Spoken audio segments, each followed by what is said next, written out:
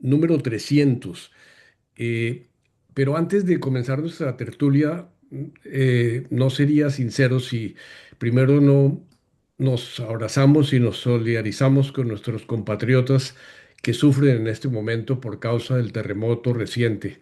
Y invitamos a cada uno a expresar su solidaridad a través de los canales ofrecidos públicamente para aliviar en lo posible el dolor por la pérdida de seres queridos y de bienes y de viviendas. Les decía que como Juan David debe partir hacia las 3:45, al final de nuestra reunión de hoy dedicaremos esos minutos para compartir entre nosotros nuestras impresiones sobre este tema central de nuestro país. Igualmente, antes de darle la palabra a William para que nos presente a nuestro invitado, quiero invitarlos a todos a darnos un aplauso virtual entre los presentes y los ausentes de hoy, los que están en esta vida y quienes se nos adelantaron en su transformación por haber vivido 300 sesiones de amistad, de reflexión, de memoria, de gratitud en estos 300 encuentros que hoy celebramos. Muchas historias compartidas, conectándonos, proyectando nuestras experiencias y aprendizajes desde muchas partes del mundo a través de nuestras tertulias y también de nuestro blog diario. Muchísimas gracias a todos, a nuestro equipo de coordinación también que ha velado para mantener esto vivo en estos 6 años. Démonos ese aplauso y realmente mi gratitud personal a todos los que han colaborado, presentadores, escritores en esta celebración. Luego de esta breve introducción, quiero entonces pasarle la palabra a William para que nos presente brevemente a Juan David. Gracias, Juan David, por estar con nosotros en esta celebración especial. Adelante, William. Gracias, Darío. Eh, Juan David es el tercer ministro de Cultura, o mejor de las culturas, las artes y los saberes, que nos acompaña en estas 300 sesiones. Lo antecedieron Ramiro Osorio, el primer ministro de Cultura, y Jorge Zorro, el jesuita, como nosotros. Conocí a Juan David primero como escritor. Cuando leí su libro El barrio y el silencio, que relata la tragedia de Armero de 1985, en la cual él combinó investigación, relatos de sobrevivientes y memoria familiar. En esa memoria familiar es curioso que la mamá de Juan David iba al club de Armero y allá también iba mi señora. Está pendiente un encuentro de ambas. Luego eh, leía a Juan David cuando trabajaba en la revista Arcadia y finalmente el Planeta cuando yo colaboré con esa editorial en algunas labores freelance. Soy seguidor de su podcast, Conversaciones Pendientes.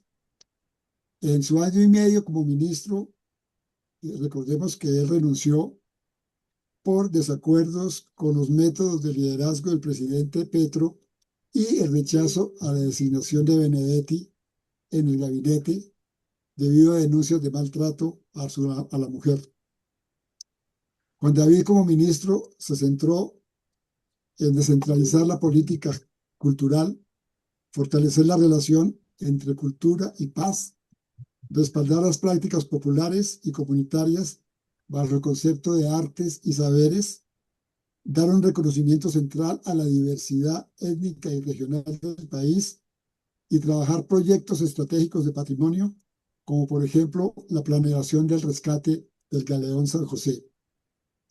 Gracias, Juan David, por haber aceptado esta invitación y te cedo la palabra. Adelante, Juan Bueno, David. gracias a Darío y a William y a todos ustedes que están aquí.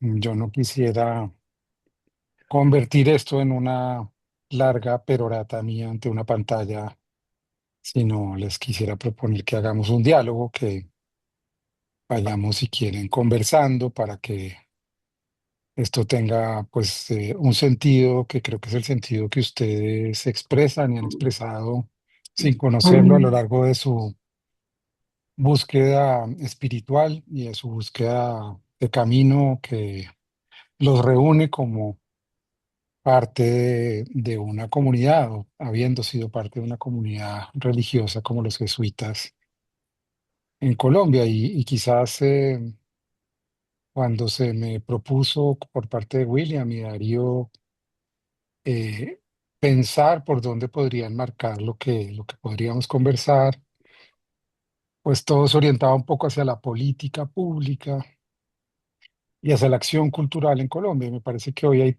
temas más urgentes que pensar y que ustedes tienen mucho que ver, porque creo que lo que estamos viendo en el mundo es eso que algunos movimientos extremistas, impulsados por ciertos evangelismos y cristianismos radicales, no todos, han dado a llamar la batalla cultural, eh, recuperando un viejo concepto de un sociólogo, filósofo, activista italiano, Antonio Gramsci, quien en los años 20 del siglo pasado y ante el evidente advenimiento del fascismo, entendió que había que dar una disputa dentro de la cultura. Y yo cuando llegué a ser ministro me hice esa pregunta: ¿qué es la cultura? ¿Qué es la cultura y en qué cultura hemos vivido y en qué cultura hemos crecido? Y creo que nos tenemos que hacer esas preguntas de nuevo hoy porque creo que estamos equivocando las discusiones al pensar que la cultura es una parte de nuestra vida, es solo una parte que nos consuela o que nos hace imaginar otros mundos, otras posibilidades, olvidando el verdadero sentido de lo que quiere decir la palabra cultura. Y yo creo que la cultura es aquello en lo que hemos crecido todas y todos. Y en ese sentido, nunca, como hoy, me parece urgente entender qué papel juega la cultura en nuestras vidas, qué papel juega la cultura y la religión, qué papel juega la vieja discusión que se produjo hace 5 siglos y que seguramente ustedes podrían darme una clase al respecto, entre la contestación de la reforma luterana a la Iglesia Católica y eso que tiene que ver con los días que estamos viviendo, es decir, cuáles son los sentidos culturales que nos estamos disputando, porque ha habido a lo largo de nuestra historia guerras culturales y se nos quiere imponer una nueva guerra cultural. Gramsci hablaba de batalla cultural en un sentido mucho más metafórico y mucho menos pueril, y era, evidentemente, tenemos que producir nuevos sentidos comunes que apelen a la solidaridad, a la generosidad, que en el fondo son valores de la propia iglesia, del sentido profundo, digamos, del mensaje de Cristo, más allá de que uno crea o no crea en el relato, digamos, bíblico y de la Biblia, hay un mensaje que es ese. ¿Qué quiere decir eso para la cultura hoy? ¿Qué quiere decir para la cultura hoy que ciertos movimientos cristianos estén leyendo el Nuevo Testamento desde el Viejo Testamento? ¿Qué quiere decir leer ese libro de otra manera? Eso es la cultura, me parece. A veces nos centramos como en unas acciones y una fuerza que el Estado tiene que hacer. Pero a mí lo que me parecía interesante de haber aceptado ser ministro de un gobierno con un sentido progresista era precisamente poder problematizar sin tener que violentar nada, ¿no? Y eso fue un poco lo que yo intentar tener discusiones, tener conflictos ideológicos de pensamiento. En eso la iglesia tiene mucho que enseñar, ha tenido grandes debates a lo largo de su historia, ha tenido grandes controversias. De hecho, una de ellas, la de Bartolomé de las Casas, la recuperé para hablar, por ejemplo, de qué quería decir celebrar o conmemorar los 500 años de la fundación hispánica de una ciudad como Santa Marta.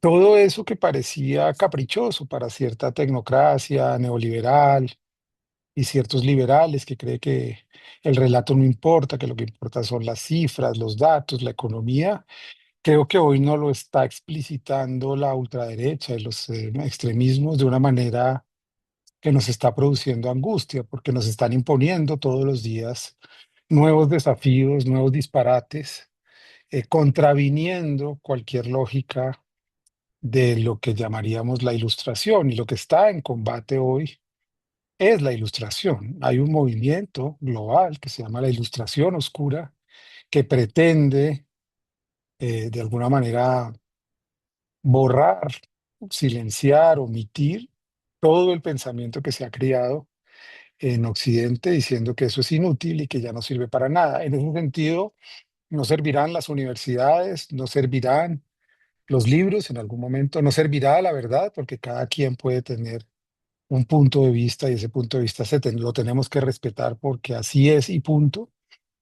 Entonces creo que nunca, como en mi vida, digamos, como ser humano, nunca antes había yo vivido un momento tan intenso en donde sintiera que la cultura ocupa un lugar central. Sí lo vivió, lo vieron mis padres y por eso tengo también el capital simbólico y tengo alguna preparación posible, seguramente no tan a profundidad como esa generación, pero algo he podido leer y acceder. Y es una generación que intentó dar una disputa también cultural frente a unos sentidos que se impusieron en esos años de posguerra. Entonces me interesa la cultura y me interesó ser ministro de Cultura, primero para discutir cuál era el relato de lo que éramos como nación, para entender y saber si es que hay algo que nos identifica como colombianos, habida cuenta de que la Constitución Nacional dice que la cultura es la identidad, la señal de identidad de lo que somos, y si es así, ¿cuál es entonces en un país intercultural, en un país con 115 pueblos indígenas, con culturas afro, negras, palenqueras, gitanas, urbanas, con un país en una situación que ha padecido una violencia histórica muy brutal, con un país que se ha contado desde ciertos centros de poder, omitiendo ciertas historias que otra vez vuelvo a ustedes han custodiado, y pienso, por ejemplo, en una de las cosas que hicimos en el ministerio, que fue cómo conmemoramos o celebramos la novela de la vorágine sin convertirla solamente en una celebración para hablar de quién fue Rivera y por qué el libro es importante. Y si ustedes se ponen a examinar dónde está la biblioteca más importante sobre el caucho y toda la empresa ominosa que ocurrió en el Amazonas peruano, brasileño y colombiano, esa biblioteca está en la Universidad Javeriana. Y así sucesivamente creo que trayendo ciertos hilos de nuestra historia, de lo que somos como territorio, de la idea que podemos ser como nación, es donde yo entendí que ser ministro de Cultura o ser ministra de Cultura tenía menos que ver con la ejecución de unas políticas públicas, porque para eso hay muchas personas expertas, hay más de 1.500 personas en un ministerio, directoras, directores, gente que realmente sabe, y un ministro o una ministra de Cultura tenía que empezar a tener debates sobre qué es la cultura. Hoy, pues la ministra del señor de la Espriella está proponiendo lo mismo. Yo quisiera oírlos, por ejemplo, a ustedes qué piensan de eso cuando una ministra dice que la cultura colombiana es tradición, familia y propiedad, el viejo lema del Opus Dei, eh, que la cultura colombiana es católica y no hay nada más que discutir, o cristiana para ciertos casos. Entonces creo que el ministerio me abrió la posibilidad, como muchas y muchos de ustedes, que seguramente en su misionalidad conocieron este país, fueron a hablar con gentes diversas, eh, la sensación de que estamos en un lugar excepcional, tenemos una sociedad excepcional, tenemos un país tan diverso, tan bello, tan poderoso, que nos hemos sumergido solo en hablar de la maldad, de lo que ha ocurrido aquí, y hemos despreciado la profundidad de eso que somos, la profundidad geográfica, la profundidad de las lenguas, de los ríos, de las historias, de los viajes, de los encuentros, de los desencuentros, de la violencia también, por supuesto. Y eso fue lo que traté de establecer dentro de la gestión, incluso invitando al ministerio así como ustedes seguramente han gobernado en su momento ciertas parroquias, a que gobernáramos de otra manera, que viviéramos, si íbamos a tratar de gobernar institucionalmente la cultura, teníamos que experimentar eso que estoy diciendo, esa diversidad, esa horizontalidad en nosotros, porque yo pues soy alguien, digamos, agnóstico, yo tengo una espiritualidad, por supuesto, pero cuando ustedes, muchos de ustedes hablan de experimentar a Dios para poder hablar de Dios, yo creo que uno tiene que experimentar la sensación profunda de la cultura para poder hacer cultura. Y si estoy hablando de diversidad, de respeto, entonces había que encarnar eso y eso fue el proyecto que hicimos en el ministerio, equivocándonos, por supuesto, retrocediendo muchas veces y llegando a un propio límite, porque el poder tiene un límite, ya lo contarán ustedes también en sus propias renuncias al ministerio que dejaron. Eh, Uno siempre sabe en el poder que existe un límite y que existe un límite en la conversación interior que uno tiene con uno mismo, ¿no? Es decir, si yo estoy haciendo una prédica cotidiana sobre ciertos valores culturales que yo creo que tenemos que recuperar, como el respeto a las mujeres, como el respeto a tener conflictos ideológicos, pero no hacer mal, ni instigar a que otros hagan mal, ante la llegada de alguien que representaba todo eso, yo no podía actuar con cinismo y por eso decidí entonces experimentar la cultura en mí y decir, bueno, esta es la cultura tiene unos límites, lo que estamos diciendo tiene unos límites y aunque yo estaba viviendo la empresa más fascinante de mi vida, nunca creo que voy a tener un trabajo más estimulante, hermoso, poderoso, bello, desafiante, pues también entendí algo que también lo aprendí del catolicismo, porque yo estudié en un colegio católico, en el Colegio San Beato, los primeros 7 años de mi vida, y es que uno tiene que volver a caminar y a volver a ser un peregrino, un ciudadano, una persona normal, y que acostumbrarse a eso está mal. Y esa manera de vivir me parece que es fundamental en un país que tiene muy enredados sus valores, ¿no? Muy enredados sus horizontes vitales, que está sumergido, por ejemplo, en una cultura del dinero fácil, del narcotráfico, de una cantidad de valores que no hemos discutido lo suficiente, que nos han hecho a nosotros como seres humanos y que creo que es importante que los hablemos hoy. Eso, grosso modo, es un poco el horizonte de lo que yo intenté transmitir en mi ministerio y también transmitir al final algo que me enseñó mi madre y que creo que me preparó toda mi vida para ello. Mi madre fue servidora pública siempre. Yo nunca quise ser servidor público. Esto llegó de una manera misteriosa, como todos los regalos en la vida. Y fue decir que cuando uno se va del servicio público, así como ustedes se fueron del servicio religioso, pues ya no es más ministro, ni puede incidir, ni puede tener poder, y tiene que renunciar de verdad a eso. Y eso evidentemente pues significó pues no tener un tipo de relaciones políticas que yo no quería tener. Entonces me ha tocado reinventar la vida después de ser ministro y después y aprendí quizás, y ahí ya concluyo con esta introducción, que lo que yo sabía hacer o lo que me interesaba hacer era preguntar, porque yo quiero aprender, yo no quiero ser alguien que enseña porque yo no sé muy pocas cosas, pero sí quiero aprender y tengo esa necesidad y esa curiosidad vital, quizás que proviene de la lectura de ciertos filósofos, de aprender y por eso inventé pues estas conversaciones que mucha gente creyó ingenuamente que se llamaban pendientes porque yo iba a sentar adversarios políticos a ver quién era más inteligente o más pugnaz que el otro. Y lo que es pendiente en mis conversaciones son cosas que yo no sé. Yo nunca invito a alguien a hablar sobre algo que yo ya sé, porque eso me parece que es manipular a las personas. Creo que ese es como un primer panorama y pues si quieren conversamos. Yo tengo como 3:30, perdón, hasta las 3:30 para que hablemos. Entonces yo de verdad les propongo que hablemos, que conversemos y hagamos.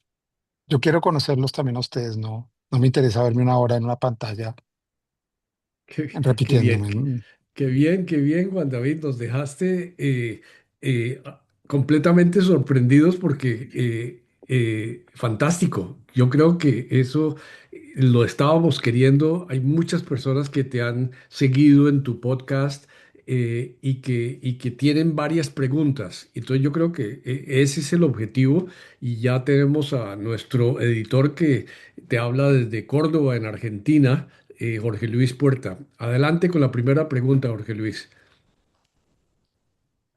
Libera el micrófono, Jorge Luis. Jorge Luis, tu micrófono. Ya. Realmente, Juan David, yo era uno de los fanáticos para poder tenerte aquí con nosotros y me alegro enormemente, a pesar de la distancia, de que estés con nosotros hoy. Soy, como decía William, soy admirador de tu y seguidor curioso de tus conversaciones pendientes, por dos razones. Uno, porque es una escuela de escucha. Creo que haces honor a eso y eso lo respeto muchísimo. Y entonces aprendemos contigo, a través de ti, y eso me parece importantísimo.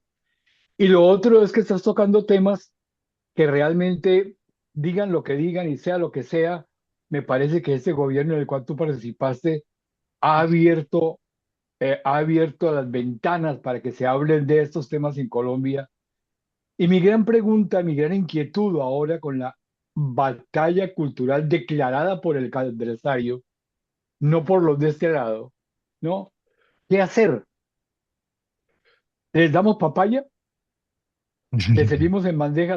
¿O simplemente mantenemos esas fronteras o esas trincheras como la tuya y se fortalecen? Porque me parece, creo que entenderás que estando aquí en Argentina, esto de la batalla cultural se vive aquí todos los días y muy seriamente y a veces caricaturescamente, ¿no? Entonces ya tenía esa inquietud. ¿Cómo seguir para adelante? Sin dar papaya, pero no abandonando la trinchera que ya se han abierto y que no podemos dejar que se cierren. Esa sería como mi inquietud para comenzar. Mil gracias. No, Jorge Perfecto. Luis, gracias. Gracias a ti por las palabras y bueno, ojalá estés bien allá en Córdoba. No conozco Córdoba, me encantaría algún día ir allá. Eh, Cuando a uno le proponen una batalla, eh, y aquí digamos hay una habilidad de coger un concepto gramsciano, insisto, y traerlo al presente.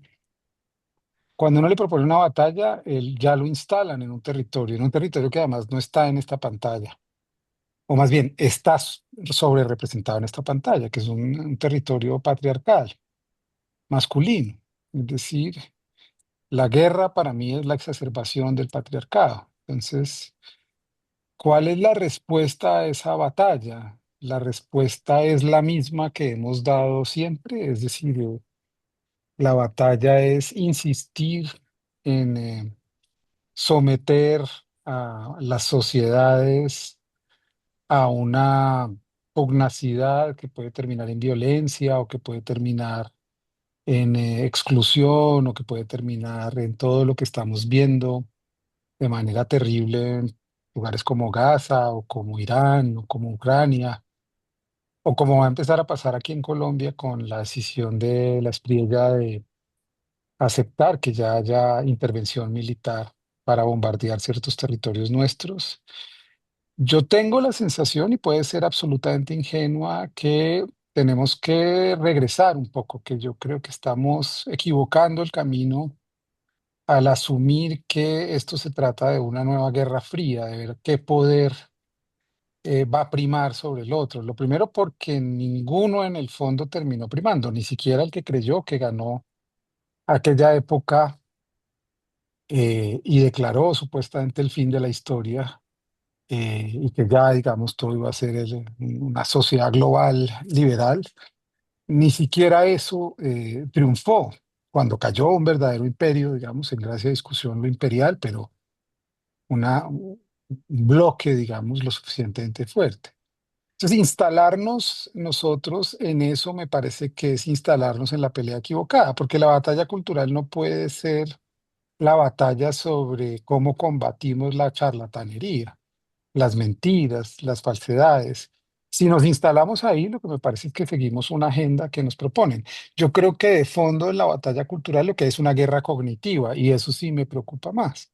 porque cuando somos capaces de manipular, digamos, el conocimiento, yo creo que hay grandes riesgos. Entonces, ¿yo cómo lo combato? Obviamente, seguramente en mi absoluta ingenuidad, es haciendo esto, es yendo más lento, es conversando, es aprendiendo, es escribiendo, es pensando, que no vamos a derrotarlos tan fácil, y ellos tienen una cantidad de mecanismos y sí, pero tú mismo, Jorge Luis, perdón, podrías hablarnos de que la sociedad argentina tampoco se ha quedado guardada en su casa, perdiendo la batalla cultural. Hay una respuesta social muy grande, hay una movilización. En fin, esto no está jugado del todo. El mismo Trump, hoy la popularidad de Trump nunca había sido tan baja como en este momento. Tiene enredadas sus elecciones de medio término, donde se le enreden, le van a meter un indictment y lo van a juzgar. Es un pedófilo, además. Entonces, digamos, concederle tal poder a los villanos para hablar los ciertos términos míticos, me parece que es equivocar el camino. Es decir, no es que no exista ese otro lado, pero creo que hay que combatirlo con una astucia distinta, no con el predicamento del patriarcado, de que entonces vamos a ver cómo nos armamos y también cómo les... Es decir, yo crecí en ese colegio católico sufriendo con la violencia entre muchachos, con el miedo de ser atropellado por otros muchachos y pensando cómo me vuelvo más fuerte para combatir esos muchachos. Y esa fue mi vida, digamos. Y hay algo que quizás me regalaron mis padres sin saberlo y es, nunca fui capaz de meterme a una pandilla, digamos, de meterme a alguna agrupación para hacerle daño a otra, y eran tiempos difíciles. Aquí veo a Ricardo Gallo, que es músico amigo de otras épocas, y él sabe la adolescencia que se vivía en Bogotá en los años 90, finales de los 90, y jamás tuve en mí la vocación ni la voluntad, a pesar de que era canción y hacía otras cosas, pero la de armar agrupaciones para combatir a otros, a ver quién ganaba, porque quien es inteligente y tiene una cultura, cualquiera que ella sea, sabe que en ese tipo de estrategias no hay ganadores ni perdedores, solo hay perdedores. Y eso es lo que yo creo que tenemos que empezar a iluminar, volver a traer unos sentidos profundos de lo humano que no nos pueden convencer que son de izquierda o son comunistas o son... No, es humanismo, y a esta batalla cultural de unos tecnócratas tecnológicos que se quieren quedar con unas ideas fantasiosas de su propia educación cultural que provienen de la ciencia ficción y una cantidad de corrientes absurdas, no los podemos declarar que son villanos que pueden hacer, que tienen la prevalencia sobre nosotros como seres humanos. ¿Y por qué nombro a las mujeres? Porque creo que el cuidado, el afecto, la posibilidad de estar disponible para otros es una manera de combatir la batalla cultural, porque se los prometo, yo que ya estuve en un cargo de poder y veía a todo el mundo cómo se comporta en el curubito del poder. Ahí también hay batallas y ahí también está el que quiere ser más, y yo estoy más cerca del presidente. Como yo entendí que yo no tenía ninguna chance ni quería tenerla, empecé a sonreírle a todo el mundo y a ponerme a disposición de los demás. Y conseguí aliados, todos eran mis aliados porque sabían que yo, digo, si lo quieres hacer tú hazlo, la plata pública no es nuestra, es de todos. Yo sé que voy a estar acá un año y medio, o un año, o 6 meses, o 3 días. Y hoy, después de haber hecho una gestión que puede tener todas las críticas como gestión ejecutiva, pero en donde lo humano yo lo privilegié, yo puedo caminar tranquilo por la calle. O sea, a mí nadie me está gritando porque yo no hice un equipo para dañar a otros, ni siquiera a los que habían trabajado en el gobierno anterior, porque me parecía un absurdo también lo que estábamos proponiendo de este lado, y era que había que sacar a todo el mundo que no fuera de izquierda. Cuando yo les preguntaba, ¿y qué es ser de izquierda hoy? ¿Tenemos claro qué es ser de izquierda hoy? Porque yo sí sé que si uno es de izquierda o se cree o cree que es progresista, yo lo que creo es que uno es sobre todo humanista. Y entonces, si uno es humanista, las contradicciones son mucho más grandes, porque aunque sea tu enemigo, como dice el cristianismo, el Cristo, digamos, tú no le puedes cerrar la puerta. Y esas son las pruebas difíciles que tiene el poder. Y yo las puse en práctica. Es decir, a mí Me llegaban con personas que, ay, que queremos traer a esta persona, pero sabemos que tú tuviste un problema. Yo le decía, ninguno de mis problemas puede convertirse en óbice para no traer una persona, porque yo soy un poder público. No puedo impedir que la gente venga aquí porque me cae bien o me cae mal. Eso creo que es una lección para esta gente que cree que tiene el predominio del mundo hoy y que creo que lo podemos combatir con ideas, con humanismo, con afecto, con belleza. Hay que crear más y más belleza y creo que eso es lo que nos corresponde.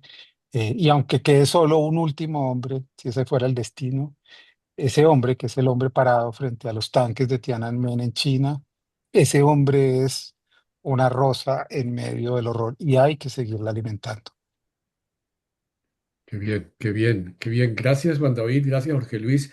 Bernardo Nieto tiene la mano levantada. Adelante, Bernardo. Gracias, Darío. Muchas gracias, Juan David.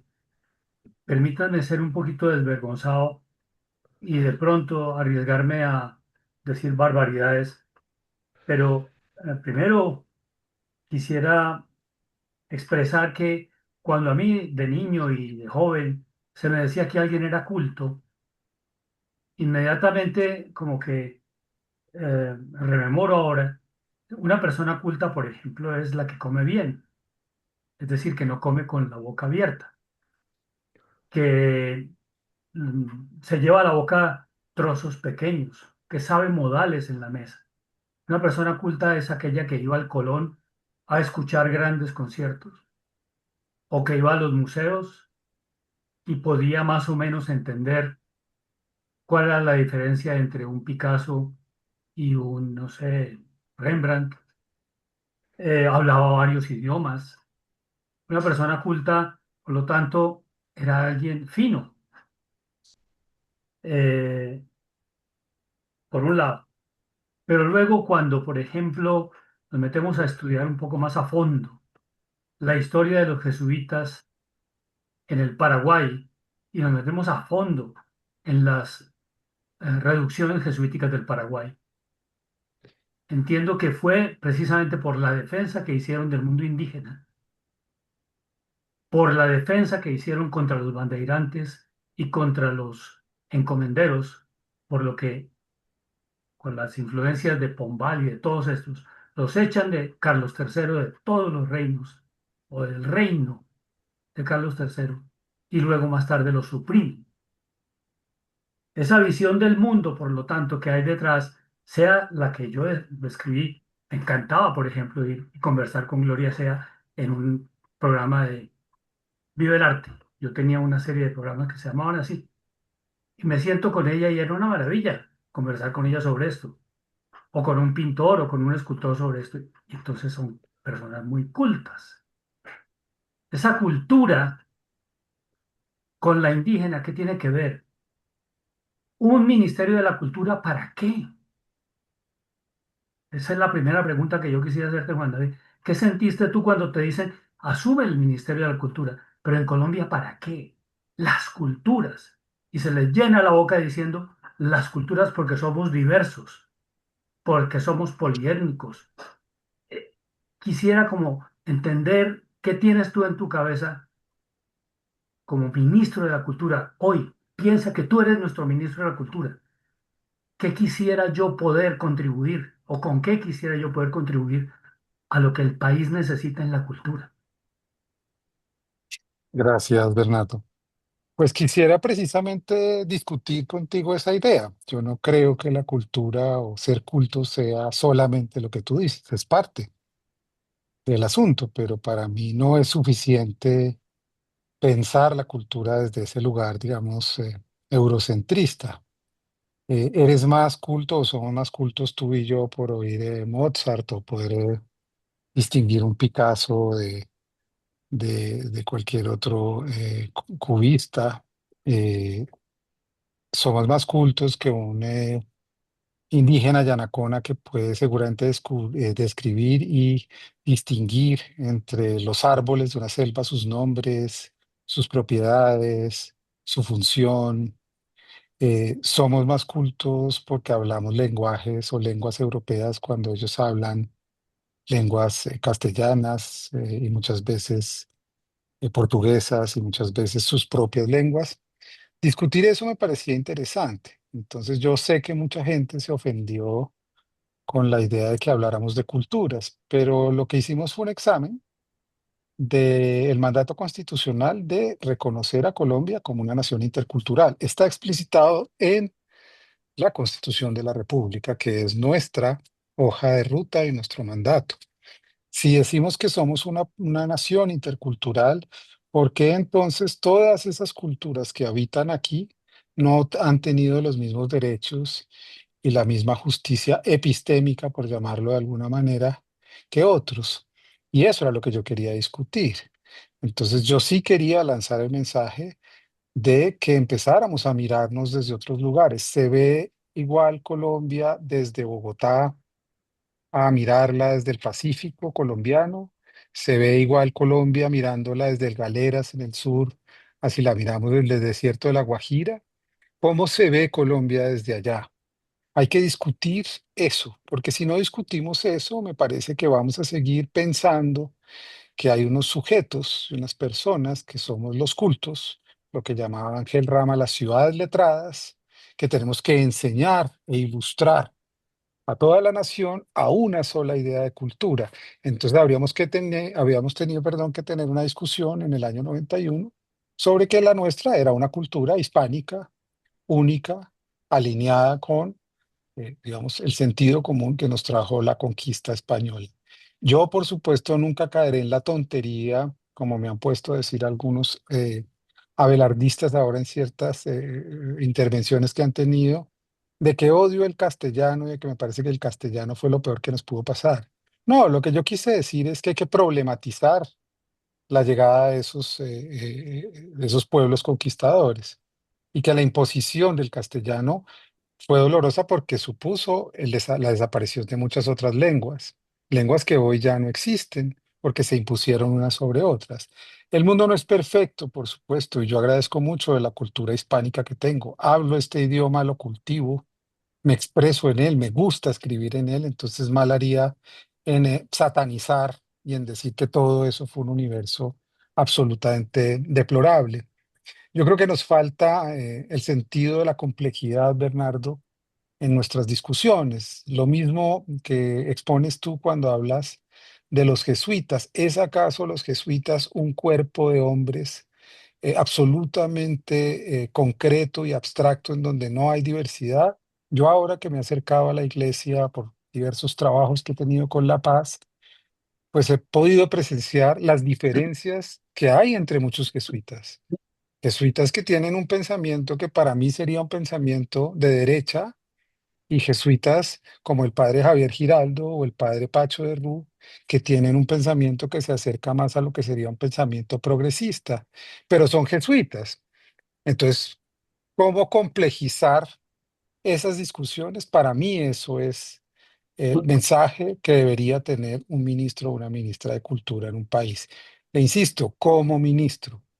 En su acción ejecutiva, creo que lo que planteamos fue entonces hacer un plan de cultura que correspondiera a eso que estoy diciendo, en donde los indígenas y los afros intervinieran en en la construcción de ese plan. Y segundo, empezar a tener un tipo de gobernanza que empezara a pactar con las comunidades y que no decidiera desde Bogotá, al Chocó le damos 10 pesos, al Valle 5, sino que pudiéramos pactar y conocer e ir al territorio a ver cómo y qué necesidades tenía la propia gente y que la gente construyera su propia gobernanza cultural para trasladar los recursos. Y por eso el 70% de los recursos de la cartera que tuve durante el año y medio del billón de pesos, porque solo fue un billón para inversión, se invirtieron 700.000 millones de pesos en las dos vigencias que yo tuve en territorios excluidos del país. Y eso obviamente causó que en el centro, es decir, en donde estamos nosotros, en donde todavía el programa con Gloria sea, en donde estaba la gente con la que yo me he criado, con la que he conocido, pues se resintiera, porque dijeron, bueno, pero todo es para allá. Bueno, sí, había que tener un momento en donde dijéramos, oiga, miremos hacia allá. Es que no miramos, es que el 70% de este país no tiene agua potable, no tiene acueducto. ¿Nos parece bien Ese no es un problema cultural. Es decir, ¿qué nos ha pasado en 2 siglos para que no hayamos decidido que en el 70% de Colombia no haya agua potable, acueductos? ¿Por qué el departamento del Chocó no tiene agua potable? No hay un problema cultural en pensar que nos hemos convencido de que esas razas les gusta vivir de esa manera, son salvajes, son sucios, no les importa, son pescadores, son incultos, y entonces la inversión pública no llega allá. Esa me parece que es una verdadera lucha cultural, no para imponerle un sentido a nadie, sino para que entendamos que vivimos en un país diverso, intercultural y profundamente desigual. Y si no empezamos a hablar de las tres cosas al tiempo, relacionándolas, me parece que nos vamos a quedar creyendo que todo es un problema de alta cultura versus cultura popular. Y ese no es el problema. El problema es que, y con esto termino y voy a ponerles un ejemplo concreto de esto que estoy diciendo. Cuando yo llegué a mi gestión, en el despacho del ministro hay unos recursos discrecionales, o había. Me dijeron, ministro, ¿qué va a hacer con los 25.000 millones de pesos que tiene? Ya hay unos asignados porque aquí hay una lista de 120 proyectos que ya dieron los pasados ministros. Usted ahora puede dar. Dije, ¿cómo así? Yo tengo para entregar plata así a quien a mí se me ocurra, porque sí. Sí, ministro, y sí, pero ¿y por qué? No, porque así se ha hecho siempre. Yo, tráigame la lista. El Festival de Música Clásica de Cartagena se le entregaban 1.500 millones de pesos porque a alguien se le ocurrió que sí. Y al Festival de San Pacho, que es Patrimonio de la Humanidad, le tocaba concursar y lo máximo que se ganaba era 50 millones de pesos. Si yo no puedo hablar ahí de injusticia cultural, si yo creo que eso es natural y que está bien que una señora por conocer a un ministro o una ministra merece que se le ayude, mientras los señores de San Pacho, que son Patrimonio de la Humanidad, tiene que concursar por 50 millones de pesos. Entonces, para mí de ahí en adelante no había cómo tener una gestión. Y eso fue mi esfuerzo, querido Bernardo, en señalar no mis preferencias, porque yo oigo música clásica, oigo jazz, leo literaturas de muchos continentes, leo filósofos occidentales. Soy mucho menos versado de lo que ustedes creen en este país, por eso me dedicaba a aprender en mis conversaciones pendientes, eh, de lo que yo esperaría hacerlo, pero yo sí quería aprender y darle dignidad a la gente de acá. Y creo que nuestras culturas todas deben tener la misma importancia. Qué Muchas bien, qué gracias. bien, qué bien, Juan Maravilloso. David. Y así Eh, tiene que ser. qué bien, qué bien. Gracias. Hay aplausos virtuales por ahí, Juan David. Eh, Ricardo Gallo, cuéntanos quién eres primero y después la pregunta porque no te conocemos. Adelante, Ricardo. Bueno, hola a todos. Yo soy hijo de Ernesto Gallo, que ha estado aquí parte de la tertulia. Esta es mi segunda vez Qué que mi bien, qué papá bien. me invita. Yo estuve en la conversación que se hizo sobre el río Magdalena. Mi papá me invitó y bueno, acá está. De hecho, él quería estar en esta conversación, pero viene de una cita médica que se alargó y bueno. eh, no está acá, pero pues bueno, estoy acá en representación. Además, yo salí del colegio San Bartolomé. Eh, Qué bien, yo estuve todos los qué 12 bien. años en el San Bartolomé, entonces estoy cercano, pues tuve 12 años cercano a los jesuitas, por supuesto. ¿Y por qué conocías a Y Juan bueno, David, Ricardo? ¿Por qué conocías a Juan David? a Juan David lo conozco por varios lados.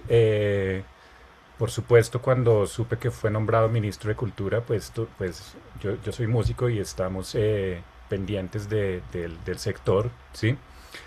Juan David es además hermano de un compañero colega mío, Mm, músico, baterista, ¿sí? Que no sé si está ahí ayudándote a grabar, pero bueno, No, acá sí está. Este es el el estudio de él. Correa. Esto es lo que él construyó, sí. Estás en su estudio, sí.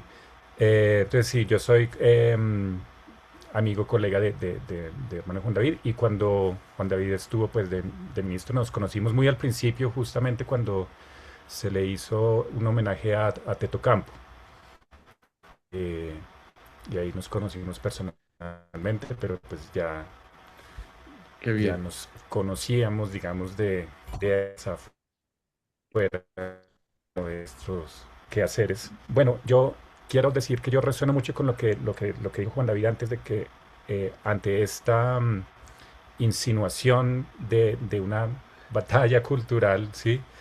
Como que la respuesta debe ser algo muy, muy, muy pensado, muy hacia hacia la belleza y muy, pues, hacia eh, darle como ese valor a esa diversidad de culturas, ¿no?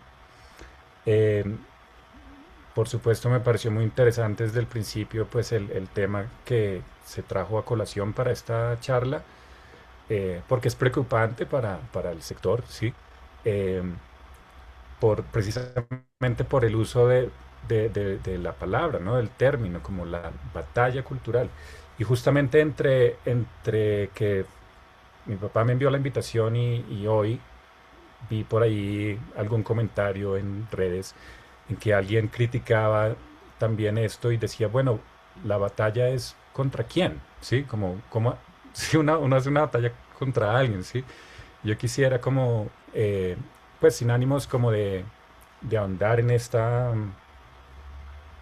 guerra cognitiva, como lo llamaste tú, Juan David, como, ¿cómo respondes tú frente a esa pregunta, esto de contra quién se está haciendo una batalla, si supuestamente estamos trabajando por todo el país?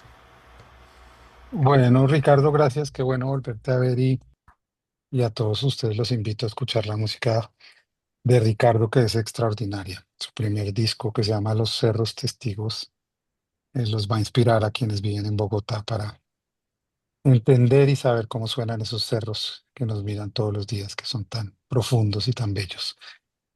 Yo estoy de acuerdo contigo, digamos, yo hace muy poco, pues empecé como a discutir esto porque aunque sé de qué se trata hace tiempos, sabía que lo que quiere hacer, digamos, el sentido más extremo de nuestra realidad hoy es instalar esos términos, ¿sí? Como producir una confrontación, y eso lo, digamos, lo traen del marxismo, entendiéndolo mal.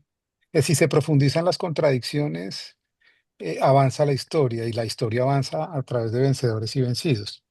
Pues una mala lectura del marxismo en el fondo, porque el problema de la contradicción no tiene que ser un problema de aniquilación, es un problema de avance en el sentido de poner a prueba ciertas capacidades humanas para superar desigualdades, exclusiones, es decir, es todo lo contrario, no hay que acabar cosas para crecer.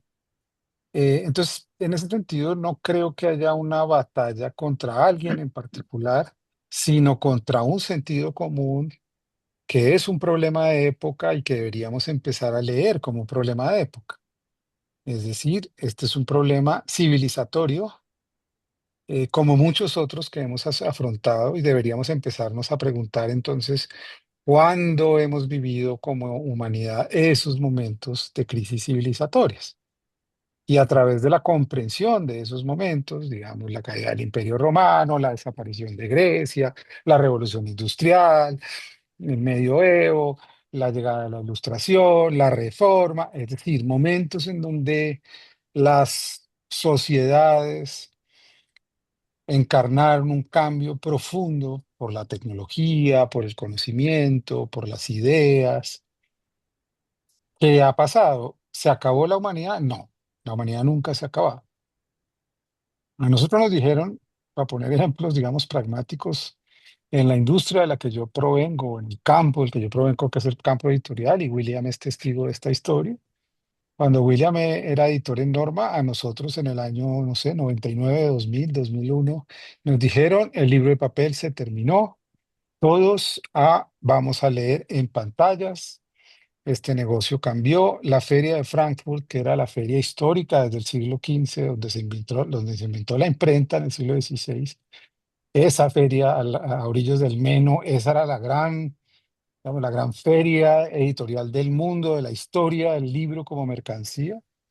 Y ese año, que no sé si es 2002 o 2003, ya no recuerdo, quienes fuimos la vimos reducida a 4 salones porque de ahora en adelante ahí iban a ir las editoriales que iban a tener todo en pantallas. Y ahí vamos a comprar derechos y entonces se acababa la gran exhibición de 30 pabellones repletos de libros. 25 años después de esos profetas del apocalipsis, ninguna industria editorial del mundo hoy vive de lo digital, solo el 20% de su facturación proviene del mercado digital. Es decir, el libro, que se supone que es un objeto que íbamos a superar por artesanal, por anticuado, por anacrónico, sigue siendo y teniendo un valor muy importante. Y es más, lo que estamos discutiendo hoy culturalmente es un libro, es la lectura de un libro. ¿Cuál es el libro? Bueno, de la Biblia en particular. O sea, ya hay una respuesta, por ejemplo. ¿Cómo vamos a volver a leer la Biblia desde otros sentidos? ¿Cómo empezamos a conversar sobre la Biblia secularmente? Son preguntas que yo creo que nos tenemos que hacer porque en el fondo se trata de complejizarles el camino, de no hacérselos fácil. Si uno cree que eso es simplemente un villano que nos va a poder borrar con un rayo y va a destruirlo todo, estamos de alguna manera sometiéndonos a algo que ya sabemos que no va a ocurrir. ¿Por qué no ha ocurrido? Digo, estamos hablando de una humanidad lo suficientemente resiliente, fuerte, compleja. eh, entonces, someterse me parece que es la única derrota de esa supuesta batalla. Si uno no se somete y si uno de verdad cree en lo que tú haces, Ricardo, y en lo que muchos de ustedes seguramente hacen, y es que de verdad la belleza y la generosidad y la música y el arte se inventó de verdad para algo, no solamente para divertir, sino de verdad tiene un sentido profundo en nuestras vidas.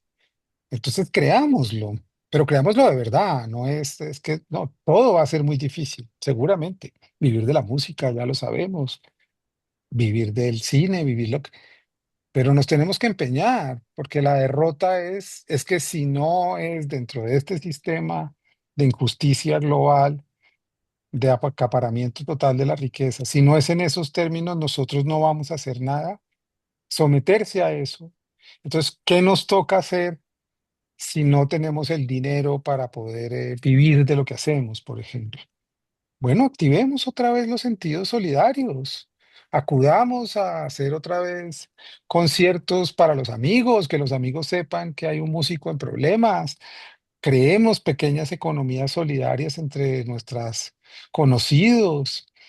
Es decir, si lo único que vamos a seguir pensando es que cada uno tiene su destino dependiendo de su propia fuerza y no somos una comunidad, que es lo que propone otra vez el catolicismo, entonces apague y vámonos. Pero yo me pregunto si ante las imágenes del lunes, con el terremoto terrible que hubo en este país, no podemos ver de una manera fehaciente y como una prueba real de que somos seres profundamente comunitarios y solidarios. Medio Cali está rescatando a otro medio Cali que se quedó sepultado. Eso no nos hace pensar que no han ganado, es decir, la gente se ha ido a rescatar a otros, a levantar piedras, después de 48 horas cuando la esperanza es casi que nula. Esa es la esperanza. La esperanza no es el optimismo abstracto, la esperanza es la confianza en que todos los días hay algo nuevo por nacer, aunque no sepamos qué. Y si no caminamos así, pues nos van a derrotar porque nos van a someter y es que todo está perdido, no hay nada que hacer, ya ganaron, conquistaron el mundo y eso es lo que quieren. Resistirse hoy a la batalla cultural es crear belleza, crear armonía, crear nuevos sentidos de estar con otras y con otros por, insisto, por inocente que el mundo neoliberal nos haya convencido de que hablar como estoy hablando es ser un ingenuo, un tonto, un optimista, un pendejo. Vale, yo soy capaz de discutir con ellos así y diciéndoles, y también soy capaz de sonreírle. Y cuando les sonrío no saben qué hacer. Y yo digo, ¿estos son los fuertes? Porque yo antes los miraba mal y igual y ya no los saludo. Ahora yo los veo en la cara, en la calle y les sonrío. Y no saben qué hacer. Les da miedo. ¿Qué hago con un señor que me sonríe? ¿Qué hago con un señor que me da la mano? Sí, yo no pienso igual a usted y podemos ponernos bravos los dos, pero yo no voy a dejar de saludarlo. ¿Cómo se le ocurre? Eso es cambiarle el sentido a esta gente porque hagan de cuenta, su inspiración es tan pueril hoy como si fuera un cómic de los años 50 con el que crecieron muchos de ustedes, de un supervillano contra otros que están asustados. Y si él no tiene la capacidad de ser supervillano con todos, pues asusta. Ahora, probablemente habrá consecuencias terribles, claro que sí, pero asumámoslas desde el cariño y desde el afecto. Qué bien, Juan David. Siguen los aplausos virtuales, pero Hugo Caballero y después Juan Valentín. Adelante, Hugo. Juan David, buenas tardes. Yo soy médico, no fui jesuita, pero soy gran amigo de todas las personas que están acá. Para escucharte me tocó hacer un ajuste en la consulta, de lo cual estoy sinceramente agradecido de que mi secretaria me haya ayudado en ese sentido. Es muy rico para nosotros escuchar a una persona analítica, una persona abierta, una persona que puede hablar de una manera como lo haces tú, tan respetuosa, una persona que es capaz de llamar al disenso, como tú lo estás llamando, con todo el respeto. Creo que me queda muy claro de tu presentación o de tus palabras, es que la idea es hacer una mezcla de espiritualidad, de cultura, de humanismo, y creo que eso me queda muy claro, que eso es independiente de la religión que se tenga o no se tenga. Y quisiera hacerte una pregunta, y es, ¿qué entiendes tú por ilustración oscura? Que me parece que es un término que vale la pena que nos aclares. Y creo que como todos los que estamos, pues me volveré un escucha muy atento de tus podcasts. Gracias, doctor. Muchas gracias por sus palabras y su amabilidad de haber cancelado su agenda por estar acá juntos. La Ilustración Oscura es un movimiento que nació en la Universidad de Warwick, por allá en los años 90, de la mano de un señor que hoy es muy famoso, que se llama Peter Thiel, que tiene una compañía que se llama Palantir, que es una compañía de software y de datos. En esa universidad había un grupo de filósofos que estaban de alguna manera tratando de comprender cuál era el sentido de estos tiempos y empezaron a trabajar a través de teorías como de géneros, digamos, de ciencia ficción, cyberpunk, la música que se está escuchando, la llegada de la Internet de una manera masiva, ciertas ideas que de alguna manera lo que programaban es que el mundo y la democracia pues eran absurdos, digamos, que eran un sistemas absolutamente absurdos y que pues no, una sociedad como la nuestra no podía tener igualdad, que había siempre eh, gente y grupos que tenían que tener mayor poder a otros. En ese sentido, empezaron a tomar historias e ideas incluso de libros como El Señor de los Anillos, aunque todo esto les parezca raro, es así, o sea, no estoy inventando nada ni estoy.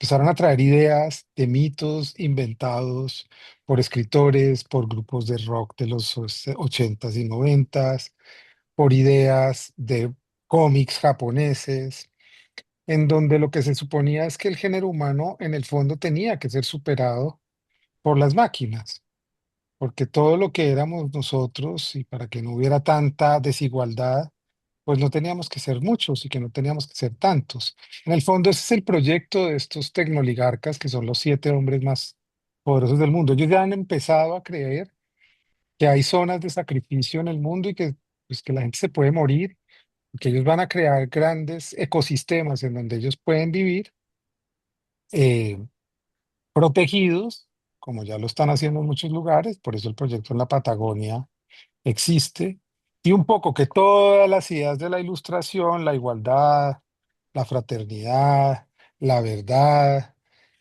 tenían que ser derrotadas porque era un cuentazo que se había inventado la civilización occidental para convencer a un montón de gente que podía ser igual a otra y eso no tiene ningún sentido y no es demostrable en la realidad.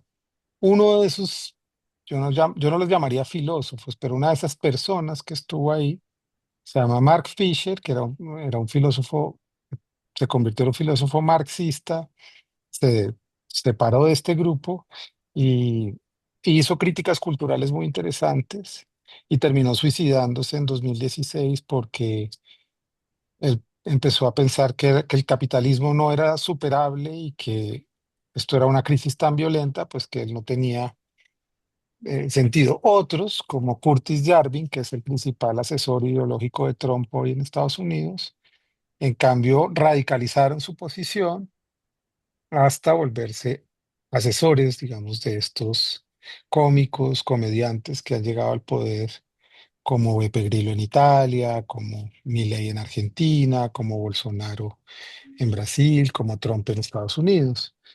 Entonces es una mezcolanza de ideas que le han puesto de esa manera y es de alguna manera una teoría que lo que quiere es acabar con la ilustración como proyecto civilizatorio e imponer, si se quiere, el gobierno de unos pocos que a través de las máquinas pueden controlar a los que sobrevivan. Ese es como el predicamento general. Y lo quieren demostrar, pues a través de grandes flujos de información acelerados que demostrarían que somos fácilmente manipulables, es decir, que estamos dispuestos a creer lo que sea, y ellos pueden ponernos a creer lo que sea. Eh, yo, pues, creo que no, pero mucha gente cree que sí. Y como eso se ha vuelto un poco un proyecto que también alimenta las paranoias de mucha gente, pues se le da mucho crédito. Obviamente tienen grandes planes en Ecuador, en Argentina ya son dueños de los datos públicos, en Colombia van a hacer un contrato con el gobierno nacional para que Palantir maneje nuestros datos públicos, vamos a tener mecanismos de vigilancia sobre nosotros, vigilancia no solamente para vigilar lo que hacemos, sino lo que consumimos, lo que compramos, lo que nos quieren imponer, digamos, en nuestras costumbres. Pero vuelvo a lo anterior, entonces, si las culturas y las artes y los saberes no podemos oponer lo que hemos aprendido a lo largo de los siglos de las civilizaciones, que es pensar, reflexionar, parar, leer, dudar, entonces nada de lo que hemos hecho, pues sirve. Ahí es donde la iglesia hoy, digamos, el catolicismo profundo, empieza a tener un carácter tan relevante. Por eso este Papa se la está jugando a fondo contra la ilustración oscura y les está diciendo de frente, ustedes están en un proyecto posthumano y eso no es católico, eso no es cristiano y con nosotros no cuenten. Entonces están empezando a aparecer poderes que yo creo que es interesante que los miremos y que los atendamos, porque Trump nos parece un gran villano, pero insisto, son ciclos, son momentos, sí, también hubo Nerones y también hubo Calígulas y también hubo Pinochets y también, pero son ciclos y las sociedades tienen fuerza y tienen energía y en eso es que hay que confiar, no en el uno a uno a ver quién va a ser el varón que se le va a parar a Milei a derrotarlo, quién es la comunidad que hoy está frente a Milei oponiéndole una historia y una vida y diciéndole no venda a la Argentina. Ayer firmaron. Jorge Luis nos podría ilustrar una ley terrible sobre la tierra en Argentina y ahí está el país encendido. Qué interesante, Juan David, que hay otra pregunta de Juan Valentín. Adelante, Juan Valentín, desde España, ¿ah? Pues un fuerte abrazo, Juan David, desde España. Nos conocemos además porque nos presentó Jaime Abello en la Feria del Libro de Bogotá. Y él además seguramente creo que Ujú. te habrá hecho llegar un Sí, sí. ejemplar del libro Los médicos de Macondo. ¿Lo tienes? Perfecto. Porque si no lo tuvieras ya buscaríamos la manera de No, que no, sí, de que te lo hiciera llegar. Perfecto. Pues agradecerte mucho el tono y el talante de esta conversación tan agradable. Y sobre todo lo que se me ocurre es preguntar prácticamente lo mismo que ha preguntado Jorge Luis, ¿verdad? Y que ha preguntado también Bernardo. Es decir, ¿Cuál sería nuestro papel en toda esta historia? Porque cuando nos has propuesto el reto de definir qué es la cultura, a mí se me ocurría pensar que podía ser algo así como la arquitectura de todos nuestros conocimientos, ideas y visiones que son compartidas, que son colaborativas, que son transmisibles y que son evolutivas. Por tanto, si no son colaborativas, eso no es cultura. Si son excluyentes, eso no es cultura. Si no son transmisibles, sino que son impuestas, eso tampoco es cultura, ciertamente. Y si no son evolutivas, sino que son absolutamente inmovilistas, eso tampoco por definición puede ser cultura. Lamentablemente lo que estamos asistiendo ahora en el mundo son a estos momentos de oscuridad en donde renacen viejos periodos históricos que nos parecían absolutamente ya superados, ¿no? Y que retornan como viejos fantasmas. Respecto a esto y a lo que tú has dicho sobre el lema de la Revolución Francesa, siempre me acuerdo de un escritor español que se llama José Luis San Pedro. Y este hombre, un buen economista además, aparte de escritor, y este hombre decía, el lema de la Revolución Francesa fue libertad, igualdad, fraternidad. Algunos países tomaron con fuerza un esfuerzo enorme de libertad, pero fue a costa de la igualdad. Y él pensaba un poco en todos los países de la esfera capitalista, ¿verdad? Hubo otros países que tomaron la idea de la igualdad y la llevaron al extremo, pero fue a costa de la libertad. Y él se preguntaba, ¿para cuándo la fraternidad? Porque probablemente eso encaja bien con lo que estabas proponiendo, ¿verdad? De qué papel podría tener, pues, la fraternidad cristiana, ¿no? En la solución de los futuros, no, de los presentes conflictos que aparecen en el mundo. Pues ahí quedan las ideas por si tú quieres comentarlas u ordenarlas. No, Juan, gracias por tu comentario y por supuesto gracias por tu libro. Nunca había tenido la oportunidad de agradecerte el regalo que me hiciste y lo tengo firmado por ti. Confieso porque no suelo decir mentiras que no lo he leído, pero ahí está en mi biblioteca y espero ahora que vuelvo a verte eh, leerlo. Yo creo que ustedes tienen la respuesta y creo que a veces nos toca es como, así como que hay que complejizar muchas cosas, también creo que hay que simplificar otras, ¿no? Cuando nos hacemos esas preguntas tan grandes, bueno, y entonces, pero yo creo que esto que está ocurriendo aquí es parte de la respuesta. Ustedes han construido una comunidad y en el fondo la cultura no es otra cosa que una comunidad que construye un sentido común. ¿Cuál? Una lengua, un oficio, una espiritualidad, un camino, y que se quiere recorrer juntos, porque no hay culturas, como lo dices, individuales, porque una cultura es un colectivo y un acuerdo entre personas de ese colectivo para construir y sembrar algo que se supone es común a todos ellos, un territorio y así sucesivamente. Pero ¿cuál sería el paso en el fondo que yo creo que tenemos que empezar a dar y es un esfuerzo que yo mismo he hecho? Porque claro, crear comunidades en estos espacios nos está también convenciendo de que es suficiente vernos así y que ya, bueno, esto alivia. Pero yo sí creo que tenemos que hacer un esfuerzo por recuperar lo humano y yo en eso por eso mis conversaciones, por ejemplo, me niego a hacerlas virtualmente. Yo necesito, eso me limita, claro, solo puedo hacerlas con personas que estén o que vengan a Bogotá, pero me niego a intercambiar ideas reales y a tener un aprendizaje como alumno, como primer estudiante de lo que quiero proponer, a través de una pantalla, porque estoy seguro que me voy a distraer, porque estoy seguro que en algún momento voy a mirar a otro lado, porque yo no puedo ver el brillo de los ojos de ninguno de ustedes desde aquí. Veo sus ojos, pero no veo el brillo. No veo la saliva que probablemente moja sus labios, no veo la gota de sudor, no veo el movimiento imperceptible de sus parpadeos. Todo eso ilumina el pensamiento y empezar a volver a esos lugares que yo creo que son los lugares de la creación y de la imaginación.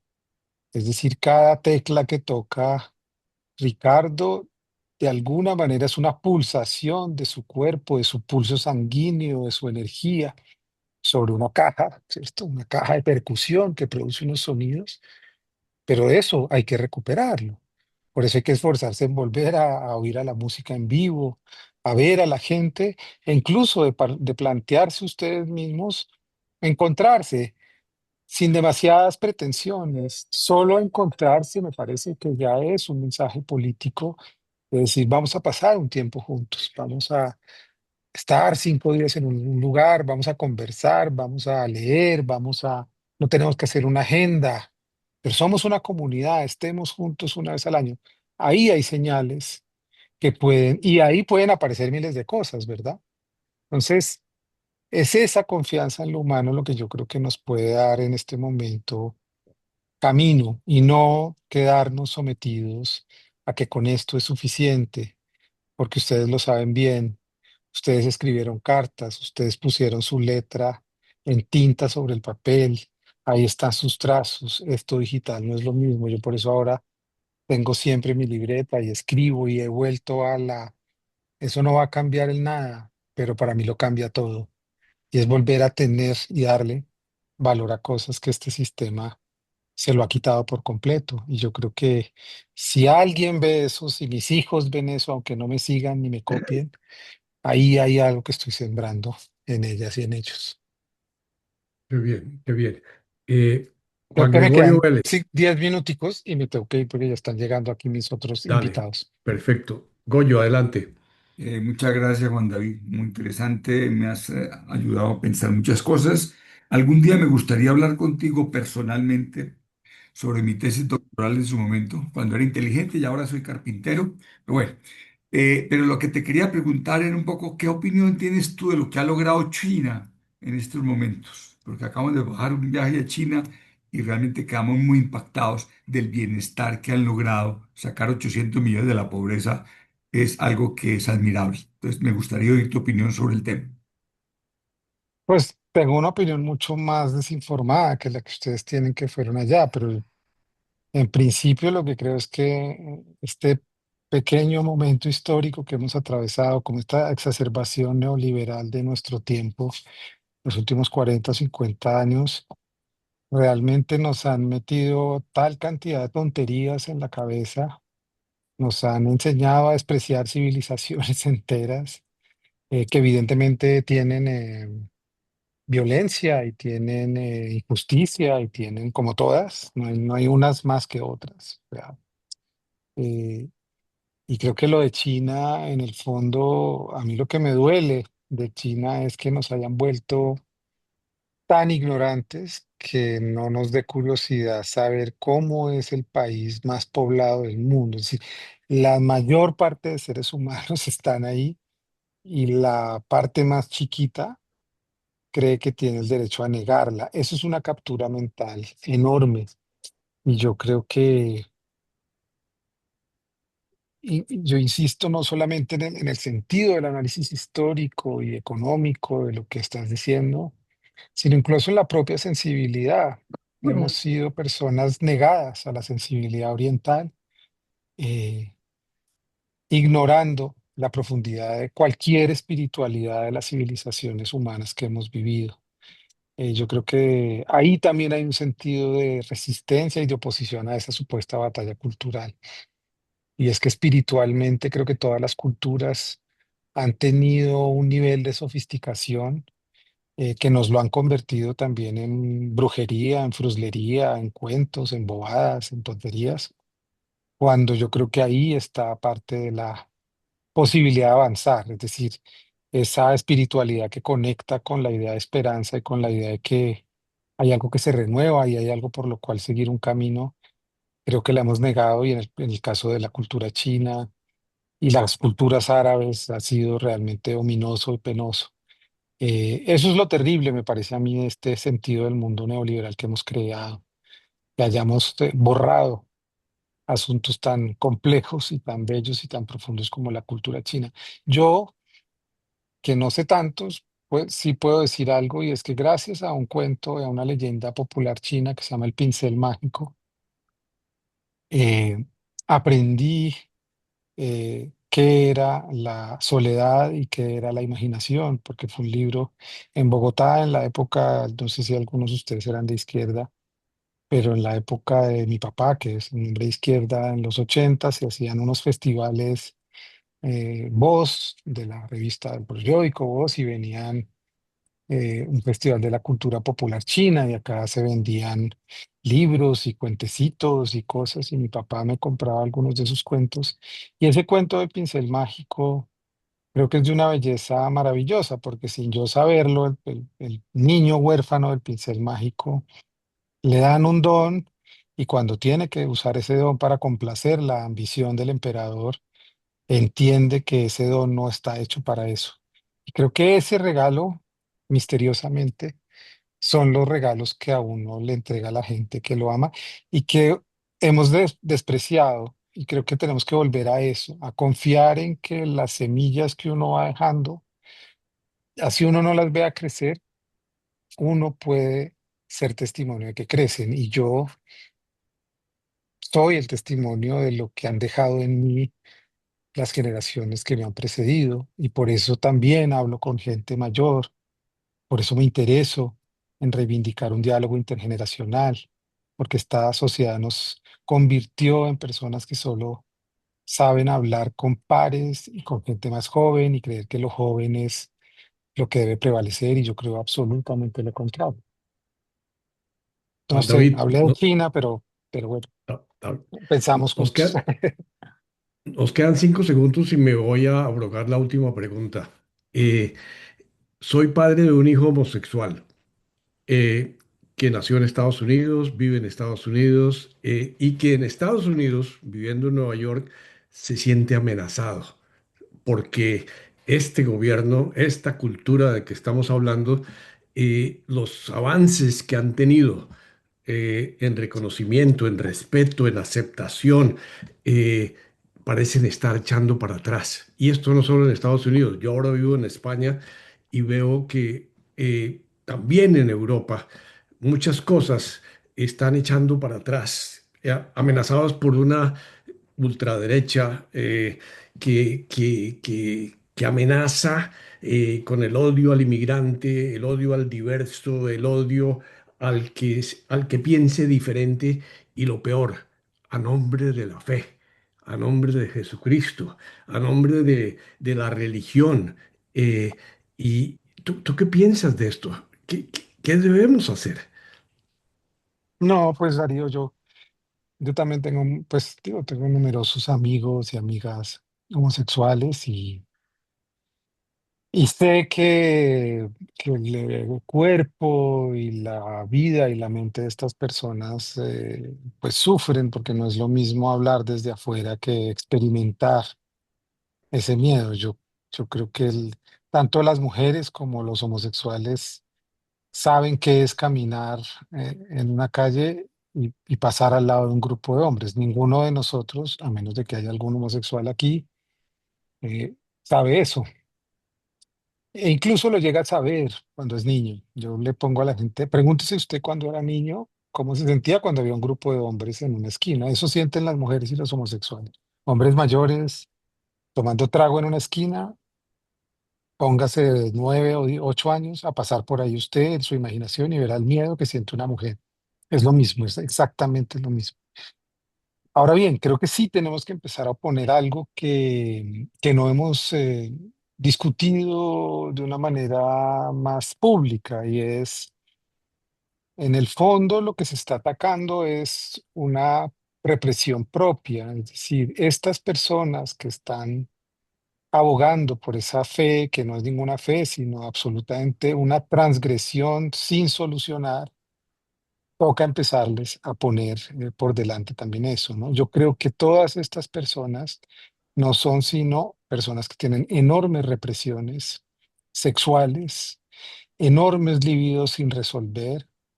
Yo creo que todo homofóbico es un gran homosexual que no es capaz de resolver su propio demonio interior, y que le da pánico, y le da tanto pánico que lo quiere matar. Por eso hay más asesinatos de mujeres que de hombres, no es por otra cosa, es decir, hay que matar eso femenino, hay que acabarlo, y tiene que prevalecer esto. Entonces hay que ponerles eso, yo creo que hay que empezar a hablar de eso, hay que decirlo en voz alta. Todos ustedes no son sino personas que son, que tienen gustos homoeróticos y que no los pueden resolver, y como no los pueden resolver, los quieren matar. No hay nada, y ustedes lo saben, que se combata con más fuerza que lo que uno quiere pero no puede tener.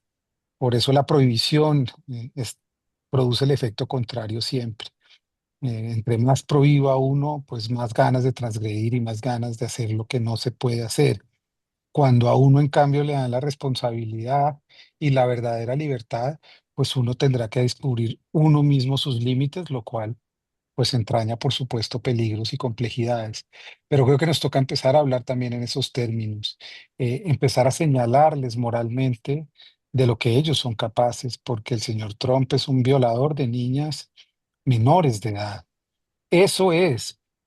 Y eso tenemos que empezar no solo a decir a nosotros primero, no es una acusación, esos son esos hombres y esos son esos hombres que quieren acabar a esos otros hombres o esas mujeres que se realizan en público, que pueden vivir su sexualidad armónicamente. Como ellos no pudieron, están dispuestos a todo para acabarnos. Ese es lo complejo de este momento, que nos toca voltear todo el tiempo estos sentidos comunes, volver a pelear contra aquello que suponíamos se había conquistado. Y yo creo, insisto, que hoy la discusión desde el catolicismo es trascendental porque es la buena parte de la cultura de Occidente. Y si no nos tomamos en serio que esa cultura está en muchos lugares y que es desde ahí donde podemos discutir, creo que no va a haber otro lugar. Es muy difícil tener otro lugar simbólico desde donde poder tener discusiones complicadísimas culturales como estas, sin tener que ser católico, sin tener que ser confesional, pero el sentido de lo católico hoy podría ocupar y lo está ocupando gracias al Papa y a esa maravillosa encíclica que acabo de publicar hace unas semanas, que yo creo que es maravillosa y fantástica. Y yo creo que ahí va a haber un nuevo renacer, si se quiere, en un sentido profundo espiritual Qué para bien, nuestra humanidad. Así que mucha fuerza a tu perfecto. hijo y que no sea la última vez que hablemos. Estoy dispuesto a que Exacto. cada Quedamos tanto con me una, inviten y yo estaré que- acá, por supuesto, feliz de que conversemos y además de escucharlos, no solo escucharme a mí. quedamos con una conversación pendiente, Juan David, definitivamente. Muchísimas Así gracias es. por este tiempo, por este desafío a nuestras mentes, por ponernos a pensar. Muy amable, Juan David, muy Un querido. abrazo a todas y todos. Muchas Gracias, gracias. muy Estoy amable. encantado de conocerlos. William tiene mi teléfono, Ariel también. Y de Listo. verdad, la próxima hacemos al contrario y yo les pregunto cosas más bien. Buenísimo. Listo. Aceptado el desafío. Gracias. Me interesa mucho. Un abrazo grande. Gracias. Seguimos, señores. Gracias. Wow. Wow, wow, wow. Yo creo que merece que hagamos una pequeña reflexión antes de pasar a nuestro tema del terremoto. Me gustaría que este terremoto que nos acaba de pasar con nuestro invitado, pudiéramos compartir experiencias, cómo se sintieron, cómo ven. Gracias, William, por habernos conseguido a Juan David y gracias, Jorge Luis, por proponerlo y por seguir insistiendo en esto. Creo que hemos tenido un tema maravilloso, pero sigamos en la reunión. Dediquemos 5 minutos a conversar. ¿Qué pasó aquí en esta hora y media? Bernardo, adelante. Pues quisiera decir, Darío, que visto así, este profundo sentido humanístico debería ser tenido en cuenta como el principal ministerio de Colombia. Nosotros estamos enfrentados en Colombia en este momento por visiones del mundo. Y es precisamente eso lo que nosotros tenemos que propiciar. No podemos de ninguna manera acabar con el otro porque sí, porque pensamos distinto, porque pertenecemos a visiones culturales diferentes. Me parece que yo quería escuchar eso de Juan David. Es el sentido grande que tiene el Ministerio de la Cultura o de las culturas. De otra manera no tiene sentido esto. La economía y todo esto debe estar supeditada a eso. Él lo puso muy bien como ejemplo. ¿Cómo se entiende que a San Pacho le toque concursar para recibir 50 millones, algo que ha sido reconocido como patrimonio de la humanidad? y al otro porque es amigo del ministro, le den 1.000 millones para el concierto de no sé qué en Cartagena. Qué Es bien, absurdo. Primero el ser humano y luego lo demás. qué bien. Jorge Luis, adelante. Sí, bueno, yo estoy absolutamente tocado, y sobre todo por la generosidad de Juan David y la profundidad de los planteamientos. Cada parlamento que él tuvo era una idea redonda, ¿no? Y para mí y para nosotros, desde como lo estoy viendo yo ahorita, nos ha dado un gran sentido de la ubicación nuestra, ¿no? Y esta apertura hacia la iglesia actual de León XIV como un futuro de esperanza con la cual coincidimos casi todos nosotros, casi somos unánimes en eso, me parece es una ventana muy importante que tenemos que explotar y explorar. Y la otra cosa, esa idea que nos lanzó, ese reto de juntarnos, ¿no? De hacer lo posible por juntarnos, de que no podemos quedarnos a la distancia. Y yo valoro especialmente la presencia de Juan Vicente aquí, porque no pensé que estábamos tan cerca, ¿no?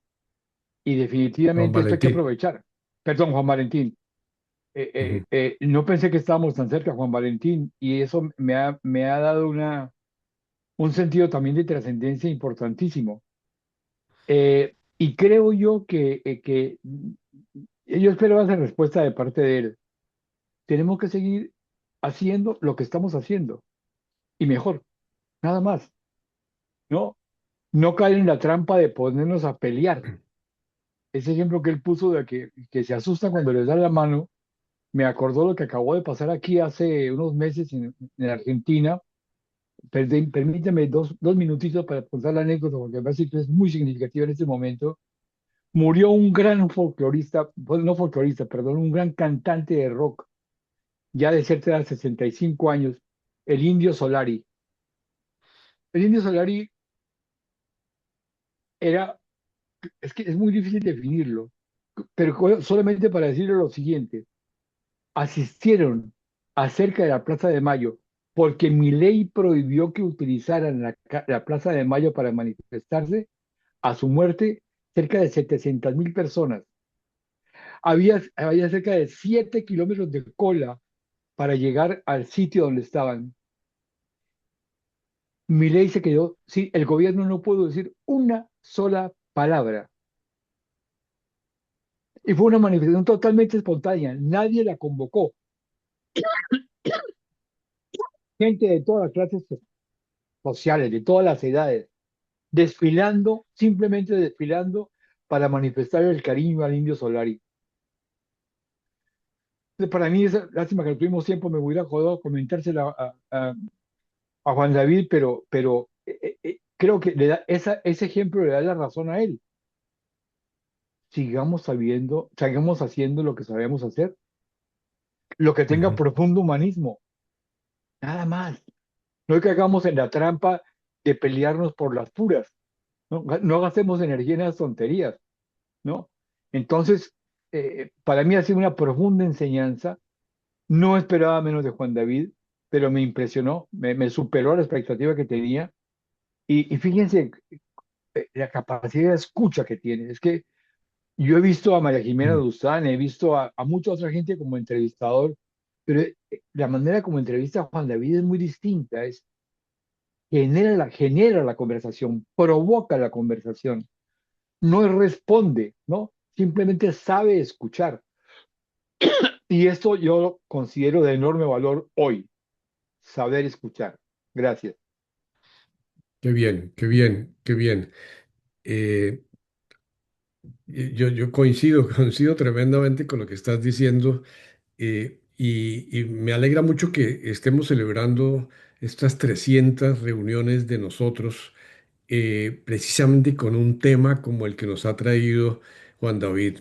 Eh, yo creo que el hecho de que estemos celebrando los encuentros, y yo le pedí a la inteligencia artificial que pusiera ahí el cuadrito para celebrar para esto, pero no me esperaba que que fuera a celebrar con esta charla que es sobre lo que estamos haciendo, que es escucharnos, que es escribir para que el otro lea, que es compartir nuestras opiniones diferentes, iguales, eh, nuevas, abiertas, eh, y ante un mundo que nos está tocando, que nosotros vivimos, porque todos nosotros vivimos este mundo medieval en nuestra formación espiritual, por lo menos al comienzo, y después nos tocó una evolución de eso. Pero evidentemente nosotros nacimos en la época de fuera de la iglesia no hay salvación. Y estamos en un momento donde decimos, ¿por qué no volvemos a la iglesia, pero a la verdadera? No, a la que abre, a la que congrega, a lo que le hace pensar a la gente que se está atentando contra la dignidad humana, magnífica humanitas. Es decir, ese tipo de mensaje que yo no esperaba escuchar de un individuo que no estuvo en la vida religiosa, y que nos dice, eh, miren lo que tienen. Eh, Honestamente, yo no había oído a ningún laico hablar tan bien del Papa León XIV. Había oído a algunos compañeros, algunas personas, pero que un individuo esto haya entendido a fondo lo que nosotros empezamos a entender cuando estuvimos hablando de la encíclica, a mí me parece de una profundidad enorme. Y, y este tema que él planteó, que levantaron hoy de la ilustración negativa, no sé cuál es el tema verdadero, me encantaría que lo investigáramos y lo habláramos, porque creo que no tenemos mucha idea, por lo menos yo no la tengo muy clara, de dónde viene y qué está, cómo está funcionando, pero me deja muy curioso, porque cuando uno puede entender quién es no el enemigo ni el adversario, sino qué es lo que nos están tratando de meter en la cabeza, uno como que entiende por qué toda esta cuestión de los tecno-oligarcas, insistiendo en que el robot y la inteligencia artificial va a sustituir el trabajo de las personas, pero que no se preocupen que algún día va a haber salario para todo el mundo, y que los otros están queriendo construir una base de datos en Marte. Y uno dice como que todas las cosas empiezan a hacer sentido, de que estamos ante una hipermanipulación de gente que no lo hace porque están locos, o porque el hombre ya está chiflado y el otro que se quiere ir a Marte. No, que es toda una ideología detrás que creo que no la tenemos muy clara. Esa es mi reflexión. Juan Valentín. Bueno, pues coincido enteramente con lo que vosotros habéis estado comentando. Lo que más me ha llamado la atención es que cuando suelo mirar las noticias de Colombia, pues la sensación es un poco desconcertante, ¿no? Porque a veces veo unos histrionismos abelardianos, ¿no? Que mueven a la risa, y otras veces son lo que mueven es al llanto, ¿no? A llorar por la situación tan triste que estamos atravesando. Entonces, cuando me proponíais que se había invitado al exministro de las Culturas para hablar aquí, yo estaba dispuesto a presenciar una pelea de gallos, es decir, alguien que agresivamente iba a atacar al contrario y a decir, bueno, pues qué desastre, ¿no? Es decir, que la votación haya ido en ese sentido. Y me encuentro todo lo contrario. Me encuentro con alguien dialogante, abierto, conciliador, respetuoso, y que nos ha dado, como decís muy bien, una gran lección a los creyentes, porque nos ha dicho, tan importante como el mensaje que queremos transmitir es el talante con el que lo hacemos, porque el propio talante es ya un mensaje en sí. Por tanto, esa agresividad a lo mejor, ¿verdad? Que a veces, pues, a mí personalmente a mí me llevan los diablos. Reconozco que a veces me duelen tanto algunas cosas que me indigno mucho, ¿no? Quizás deba controlar eso y dar esa visión, no solamente un mensaje de esperanza en un mundo tan oscuro, sino también hacerlo con un talante que no entre en contradicción con el propio mensaje. Eso es lo que he aprendido aquí esta tarde con todos vosotros. Qué bien, Juan Valentín. Muchísimas gracias por tremenda reflexión. Muy bien. Eh, bueno, ¿qué más, señores? ¿Algo más sobre este tema, Jorge Luis? No, no, agradecerle a William el esfuerzo que hizo por conseguirlo, porque realmente es imperdible. Creo que el enriquecimiento y que coincida con nuestra 300 sesión es maravilloso, ha sido maravilloso. Muy bien, muy bien. Goyo, As- Goyo, sí, Goyo.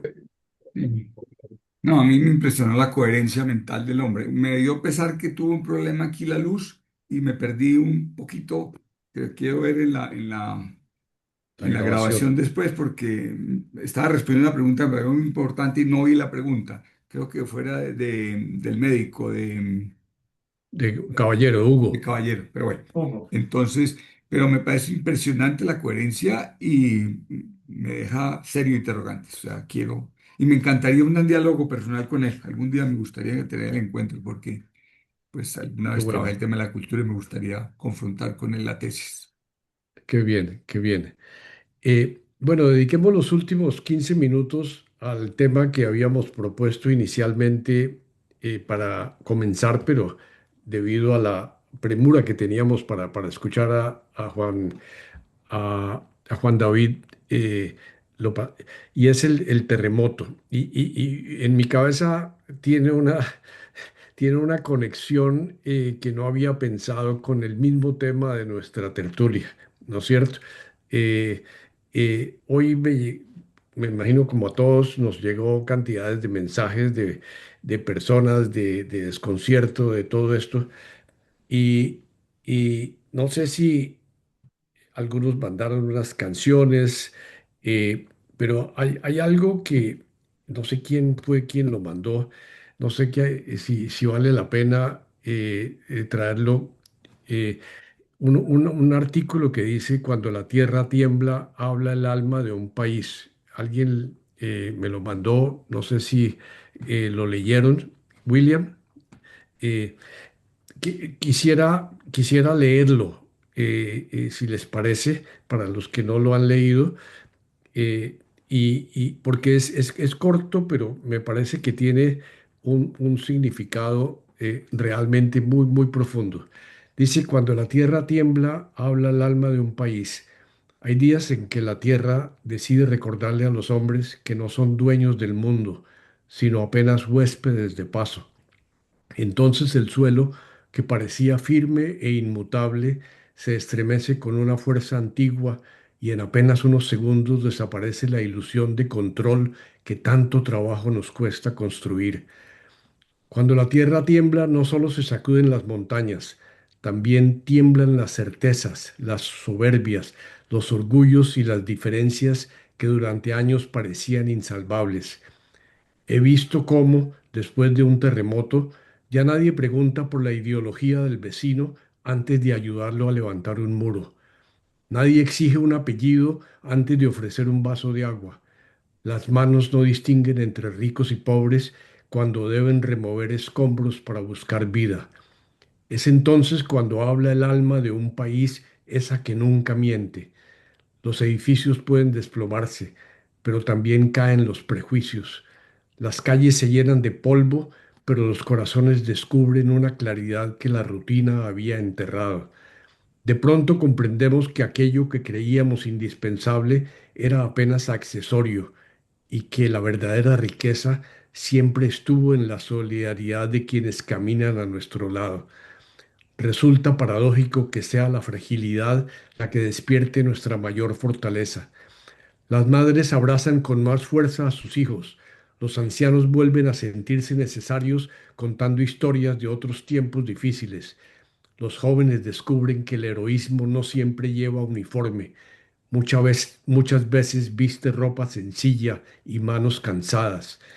En esas horas de incertidumbre aparecen los héroes silenciosos, el bombero que no duerme, la enfermera que olvida su propio miedo, el vecino que cocina para todos, el muchacho que carga sobre sus hombros a un desconocido, el sacerdote que consuela, el maestro que organiza a los niños el voluntario que nunca pregunta a quién ayuda. Ellos son la verdadera arquitectura moral de una nación. Con el tiempo las grietas de las paredes se reparan, se levantan nuevas viviendas, se reconstruyen puentes y regresan los mercados y el bullicio de las ciudades. Pero hay una grieta que permanece abierta en la memoria colectiva, la que nos recuerda que la vida puede cambiar en un instante y que ninguna obra humana es tan sólida como la compasión. Pienso que por eso los pueblos que han sobrevivido a grandes terremotos desarrollan una sensibilidad distinta. Aprenden que la verdadera estabilidad no está en el cemento, sino en la confianza mutua, no en las alturas de los edificios, sino en la profundidad de los valores. Cuando la tierra tiembla, la naturaleza no castiga ni premia, simplemente nos recuerda nuestra condición humana. Y así, mientras las placas tectónicas escriben su historia bajo nuestros pies, otra historia se escribe sobre la superficie, la de un pueblo que decide levantarse una vez más, porque un país no se mide por la magnitud del sismo que soporta, sino por la dignidad con la que vuelve a ponerse de pie. Al finalizar, cuando cesa el temblor y el silencio vuelve a ocupar las calles, queda una lección imposible de olvidar. La tierra habla con su fuerza, pero el alma de un país responde con su humanidad. Está firmado por un doctor Dandri Leonardo Omaña Casanova. Yo estuve buscando ese individuo, quién es. Entiendo que es un venezolano que escribió esto a raíz de los últimos terremotos de Venezuela. ¿Algún otro comentario? Darío, aunque parezca un comentario político, pero lo tengo que decir. Precisamente por eso no entiendo por qué 800 expertos mexicanos en terremotos, en salvamento, no pueden entrar al país. No puedo aceptar eso. De acuerdo. Eh, Sí, dos imágenes que se me vienen a mí de lo que he visto estos días que confirman todo lo que se ha dicho ahorita, ¿no? La primera es la de Abelardo cuando llega a no sé dónde, a una de las ciudades que no se fue Pereira o Cali, y cuando entra comienza a saludar con sonrisa y con besitos. Primera imagen. Segunda imagen, creo que también en Pereira, un panadero pierde su panadería en un primer piso de un edificio. Logra entrar a ella y sale con panes calientes para toda la gente. Interesante. Ustedes no se imaginan lo que la profesora que está trabajando conmigo los contenidos para enseñar a leer y escribir hoy a 800 millones de analfabetas. Se le cae la pared y queda su cama junto a la ventana y sale a pisar escombros con gente por debajo. Eso es terrible. ¿Cómo no permiten que entren los rescatistas? ¿Algún otro comentario de estos días, de lo que hemos aprendido ahí?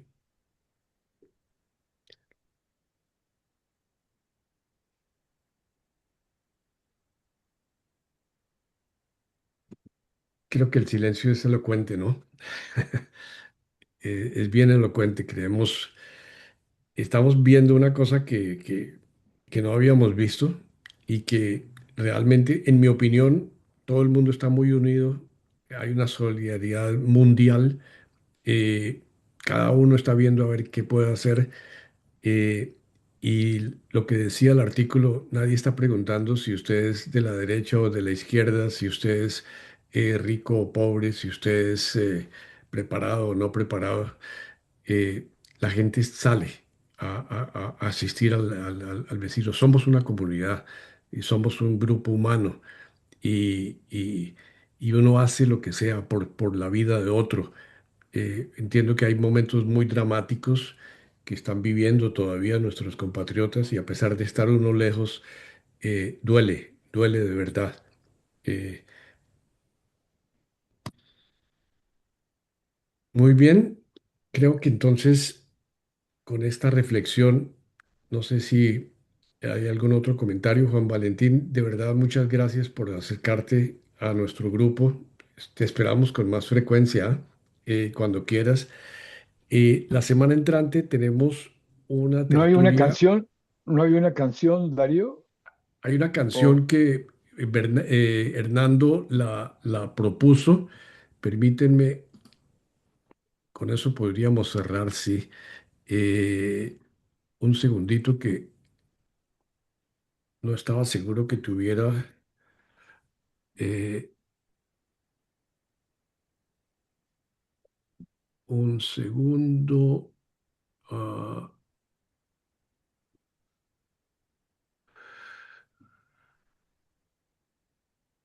Creo que tengo que abrirlo primero, ¿no es cierto?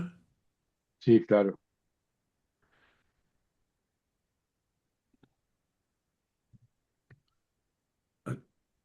¿Alcanzan a oír algo? No, Sí, es ese. ¿Sí? ¿No? pero no, no, no, Arrancado. se ve el WhatsApp, pero no se ve, no se oye la canción. Un segundito. Parece como si no eh, estuviera abierto el botón, Sí, la flechita. eh,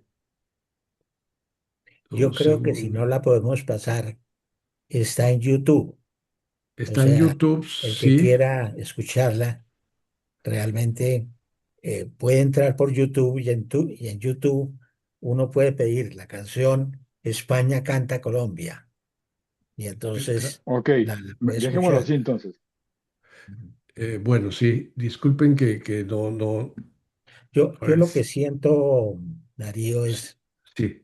el tema digamos, de lo que hemos vivido en estos 3 días, es que, pues, los que estábamos acá, por lo menos yo que estaba aquí en Bogotá, sentí muy fuertemente y viví una experiencia muy compleja durante ese minuto, más o menos un minuto que duró el temblor. Estoy en un edificio, en el quinto piso, y no me podía mover, porque además, pues, mi señora en este momento está recuperándose de una operación y no teníamos la manera de bajar. Eh, Uno lo siente y cuando terminó el temblor y ya se vuelve a la vida común y corriente, pues uno dice, pues como que ya pasó, pero prendimos la televisión como para darnos cuenta de cómo era el tema. Y a medida que han ido pasando los minutos, la tragedia se ha ido volviendo más grave. Cuando tuvimos el terremoto de Venezuela, que también se sintió un poco aquí en Colombia, pues estaba reducido al área que es el área norte de lo que es Caracas. Y fue gravísimo y uno, pues durante estos 2 meses anteriores, estuvimos viendo la situación de lo que fue la recuperación de La Guaira. Cuando ya principiamos a ver y sentimos que el terremoto se ha sentido fuerte en Medellín, cuando principiamos a ver que aparecía Pereira ya como una ciudad destruida, y junto a Pereira, pues Armenia también padeciendo también las dificultades, recordándonos que hemos tenido otro temblor. Y seguimos para abajo a través de 22. Cuando vimos la torre de Manizales, la de la iglesia de Manizales, inclinada, y sentimos que además de eso, la catedral de Manizales principió a resquebrajarse. Y cuando fuimos bajando a través del conocimiento por esos 22 municipios, creo que son 22 o 25 municipios, y algunos de ellos como Roldanillo, totalmente devastados. Y cuando nos dimos cuenta, por ejemplo, de los familiares en Cali que nos llamaron, una familiar que nos dice, mi hija había salido para el hospital, que es médica, yo me había quedado sola y gracias a Dios en mi casa no pasó nada, pero en la casa de al lado, en las dos casas del lado, se cayeron y desaparecieron. No sabemos todavía cuando nos llamaron quiénes eran, quién, qué pasó con ellos, en dónde están. Creo que ya para hoy supimos que están muertos todos. O sea, el problema ha ido creciendo en una forma que es impresionante. Y la solidaridad, diríamos, del país ha sido muy importante. Realmente, cuando uno se pone a ver todo lo que ha sido la organización, no solamente desde el gobierno, sino principalmente desde los diferentes grupos de la sociedad civil para ayudar. Y que cada día se requiere más y que cada día es más necesario prestar esos servicios. Nos damos cuenta que ese minuto cambió no solamente algo en una historia muy breve, sino en una historia que va a ser para muy largo. Y ese es el tema. O sea, el tema en este momento es que hay que reconstruir el 20% del país. Y eso no es una tarea sencilla. Tenemos los elementos, la enorme ventaja que hay, por otro lado, es que nuestro país es un país de grandes reservas, es un país de grandes inteligencias y esperamos que logre volver a ser un país de gran solidaridad, como lo está haciendo en este momento. Pero ese es el significado de lo que ha vino, de lo que está pasando, que tiene ese ámbito gravísimo, pero que también, mirado en términos de esperanza, puede significar una transformación.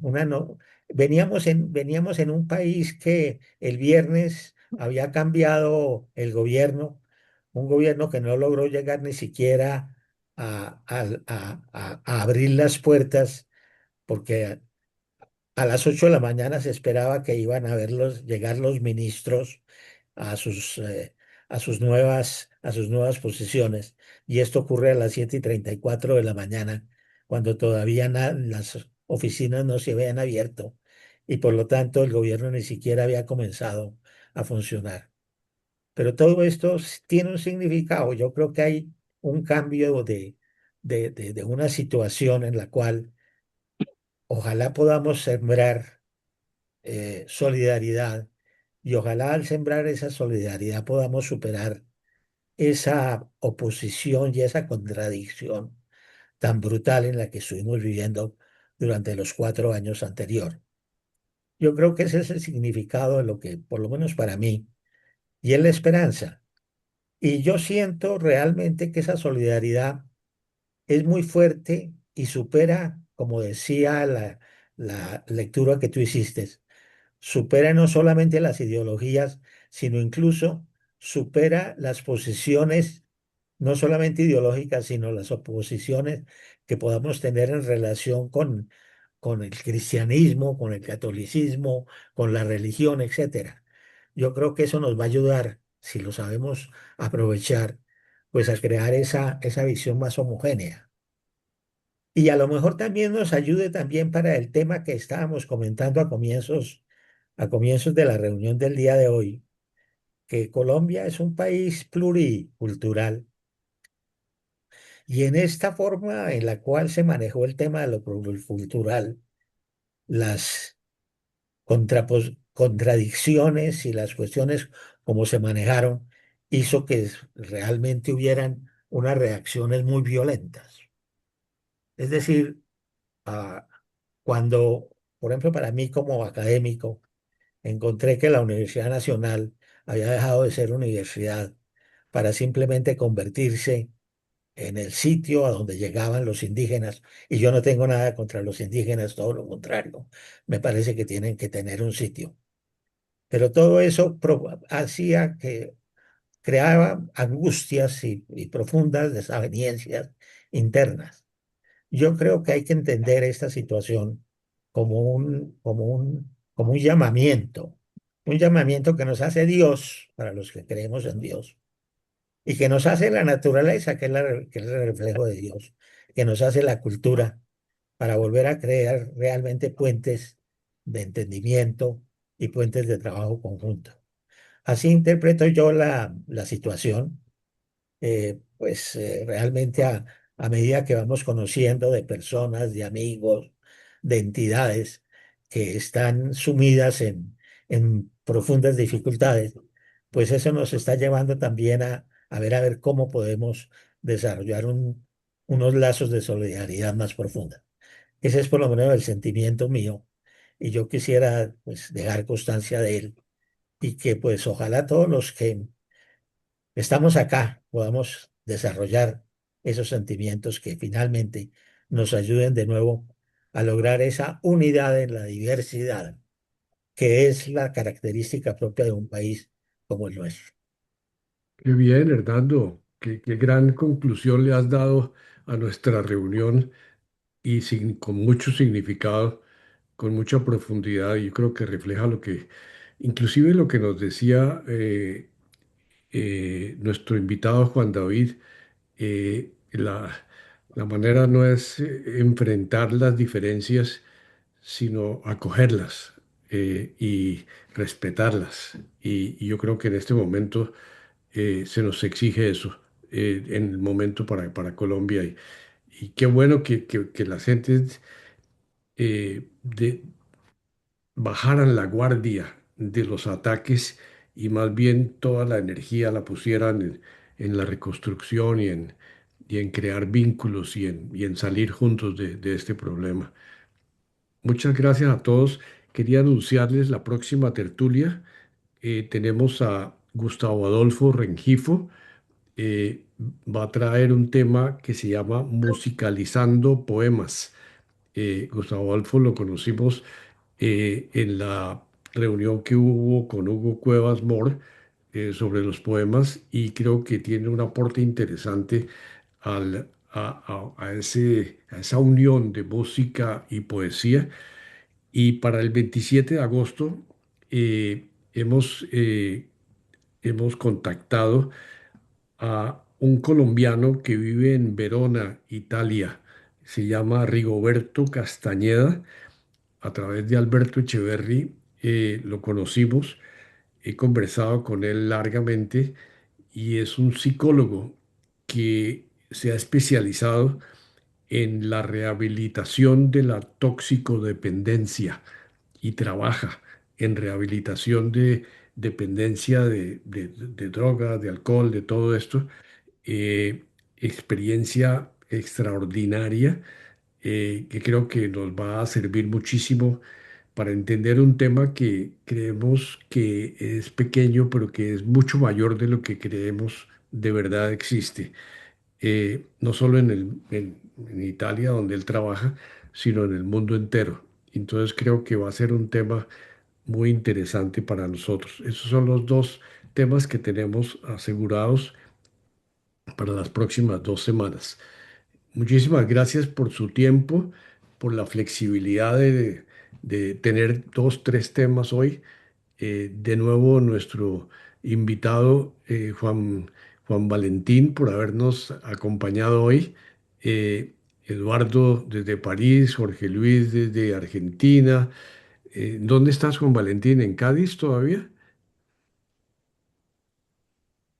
Sí, os estoy hablando desde el sur de España, desde muy cerquita ya de África, desde la ciudad del puerto de Santa María. Está en la bahía de Ah, Cádiz, sí. qué bien, qué bien, qué bien. Camino Eh, del puerto de Santa María, visto una vieja muy buena y muy sana. Muchas gracias a todos los que están en Bogotá o en Medellín o en cualquier otro lado. Gracias por su atención hoy y bueno, nos vemos la semana entrante. ¿Ok? Abrazos a Darío, aplausos a Darío por las 300 sesiones. No, para ustedes, para todo el grupo. Muchas Muy bien, gracias muy bien. por su tenacidad. Bueno, quedamos 9 ahora, ¿no? Pero bueno, ahora esperamos seguir. Esa eh, pantalla que tienes tú detrás es la de la Navidad, la de la tertulia de la Navidad. sí, Recuerdo señor. mucho y me tocó a mí presentar los villancicos que más me gustaban. Sí, Fue sí, lindo sí. eso. Estábamos en Eso, plena pandemia. estábamos en plena pandemia y fue la reunión de pandemia donde hay varios de esa foto que ya se nos adelantaron, ¿no es Gonzalito cierto? Amaya, Julito Jiménez. Carlos Sí, Ignacio Velasco sí, señor estaba Carlos. ahí también y creo que Alfredo Cortés también estaba ahí. Alfredo estaba Sí, ahí. Alfredo también. De manera que, muy bien, nos vemos la semana entrante. Muchas gracias. Vale, Chao. Chao, chao. chao. Fuerte abrazo, adiós. Gracias.